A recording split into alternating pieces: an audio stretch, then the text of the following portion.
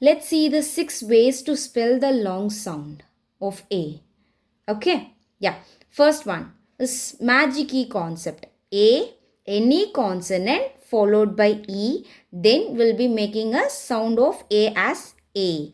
Like the word make, bake, cake. Next, number 2. A alone, single A makes A sound. For example, the word like agent, agent. The word like apron, apron. Next, number 3. EI makes A sound, like in the word vain, vain. Next, number 4. EY makes A sound, like in the word they, they. Next, number 5. EA, A, like in the word head, bread.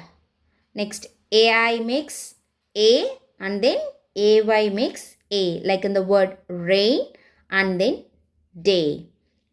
Next, quad graph format is also there, like AIGH, EIGH. Both are going to make A sound because GH will be silent. So, EIGH and then AIGH together it's going to make the same sound, which is A. For example, the word like eight and then the word like straight,